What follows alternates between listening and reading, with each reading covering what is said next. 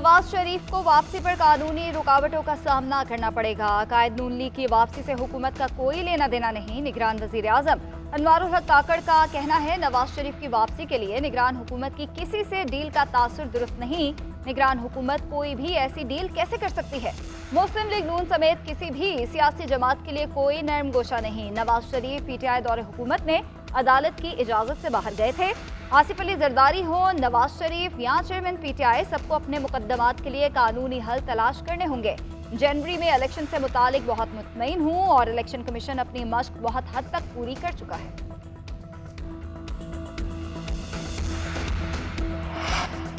मुआशी तरक्की के लिए सियासी इस्तेहकाम लाना होगा। रियासत बचाने के लिए सियासत कुर्बान कर दी। रियासत ना बचती तो सबकी सियासत दफन हो जाती। सदर नून लीग शहबाज शरीफ का ताजिरों से खिताब। बोले, नवाज शरीफ के दौर में मुल्क ने तरक्की की। कायद नून लीग ने मुल्क को एटमी ताकत बनाया। नवाज शरीफ का वापसी पर तारीखी इस्तकबाल किया जाएगा। 12 अक्टूबर को नवाज शरीफ की हुकूमत मार्शल लॉ के जरिए ख़त्म की गई। मरियम नवाज ने कारकुनों से खिताब में कहा, मुश्किलात में घिरे पाकिस्तान को फिर नवाज शरीफ की ज़रूरत है। मुल्क को कौम से वादे निभाना और मुश्किलात से निकालना ही नवाज शरीफ की रिवायत है। अवाम नवाज शरीफ को 2/3 वोट दें। नवाज शरीफ आपको महंगाई से निजात दिलाएगा, कौम को मुआशी कुव्वत बनाएगा। नवाज शरीफ एक बार फिर अवाम और मुल्क को बचाने वापस आ रहा है। साबिक वज़ीर आज़म नवाज शरीफ लंदन से सऊदी अरब पहुंच गए। एक हफ्ता क़याम के दौरान उम्रा अदा और अहम मुलाकातें करेंगे। नवाज शरीफ 17 या 18 अक्टूबर को दुबई पहुंचेंगे। 3 दिन क़याम के बाद खुसूसी तैयारे पर लाहौर के लिए रवाना होंगे। साबिक वज़ीर आज़म मीनार पाकिस्तान पर जलसे से खिताब करेंगे।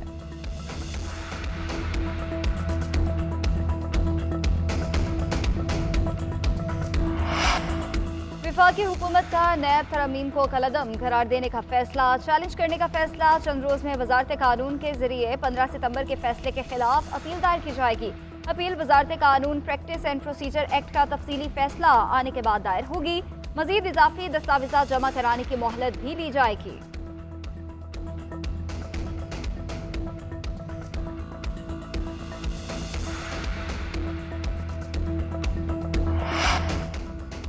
वफाकी हुकूमत का नवाज शरीफ के मामले पर अपील का कानून ज़्यादा अहमियत नहीं रखता। ताहयात नाअहली की हद तक सुप्रीम कोर्ट की ऑब्जर्वेशन ख़त्म हो चुकी।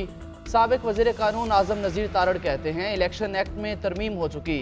वो कानून राइज है, इसको किसी ने चैलेंज भी नहीं किया। नैब केसेस पर मियाँ नवाज शरीफ जब अदालत में आएंगे तो मेरिट पर उनका फैसला हो जाएगा।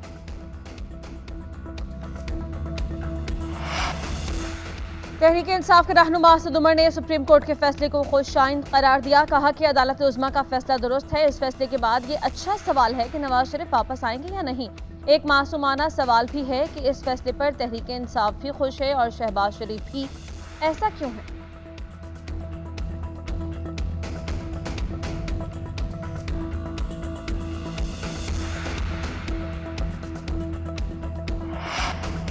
नवाज शरीफ की नाअहली की 5 साल मुद्दत पूरी हो गए। साबिक वज़ीर आज़म 21 अक्टूबर को वतन वापस पहुंचेंगे। सुप्रीम कोर्ट ने अच्छा फैसला दिया। चीफ जस्टिस काजी फाइज ईसा ने सुप्रीम कोर्ट में तकसीम के तासुर को तोड़ा। साबिक वज़ीर दाखिला राना सनाउल्लाह का फैसलाबाद में खिताब। बोले, 9 मई के वाक़यात के मास्टरमाइंड चेयरमैन पीटीआई हैं। उनका प्लान कौम के सामने रख दें तो आंखें खुली रह जाएंगी। 9 मई के जत्थे के इलेक्शन में हिस्सा लेने के हक में नहीं हूँ। चेयरमैन पीटीआई ने 4 साल अपोजिशन से हाथ नहीं मिलाया। हमने मिसाके मईशत का कहा था।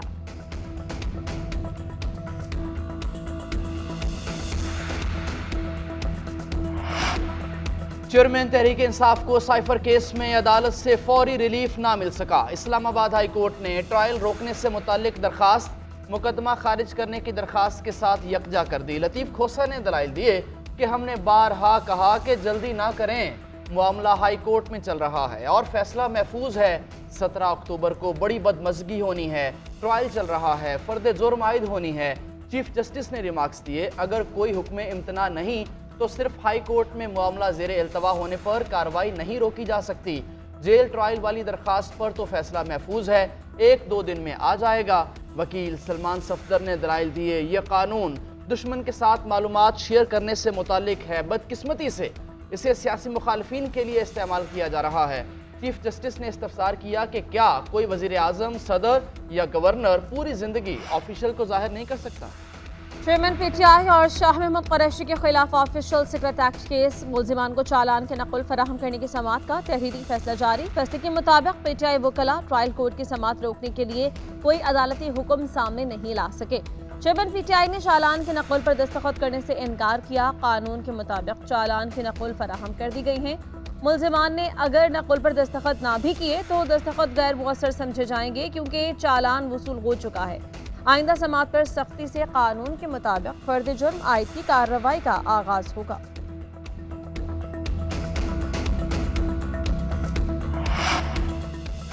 रियासत करप्शन और स्मगलिंग करने में मुआवनत करती है। लगता है पुलिस अब किराए की पुलिस बन गए। पुलिस और पटवारी का शाही सिस्टम खत्म होना चाहिए।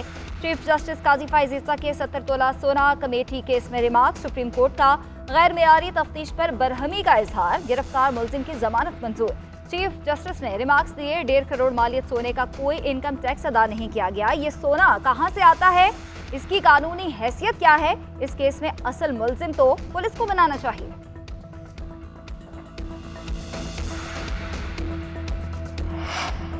साबिक वज़ीर आज़म शहबाज शरीफ की गाड़ी को रोकना महंगा पड़ गया। एहतजाज करने वाले 4 नामजद और 90 नामालूम अफराद के खिलाफ मुकदमा दर्ज। चंद रोज कबल शहबाज शरीफ अपने हल्के काहना के दौरे पर निकले तो इलाका मकीनों ने उनकी गाड़ी रोक ली। मुजाहिरीन ने एहतजाज करते हुए नाजेबा जुबान का इस्तेमाल किया। मुकदमे के मतन के मुताबिक रोड ब्लॉक करके ट्रैफिक की रवानी में खलल पैदा करके लोगों को परेशान किया गया। एहतजाज के दौरान पुलिस के साथ मुजाहमत भी की गई।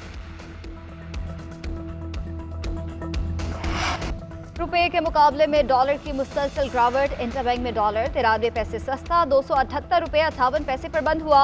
ओपन मार्केट में भी रुपए की कदर में इजाफा। डॉलर 1 रुपया सस्ता 278 रुपए में फरोख्त।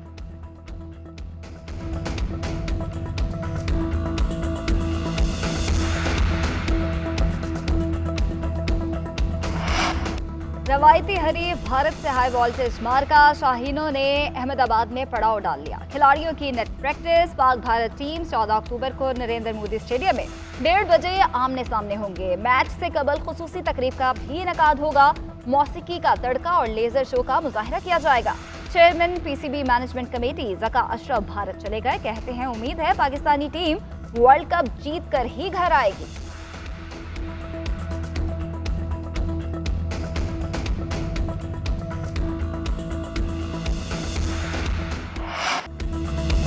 वर्ल्ड कप के अहम मैच में जनूबी अफ्रीका का ऑस्ट्रेलिया को जीत के लिए 312 रन्स का हदफ। जनूबी अफ्रीका की टीम ने 50 ओवर्स में 7 विकेटों पर 311 रन्स बनाए। क्वेंटन डिकॉक ने 109 रन्स की शानदार इनिंग्स खेली।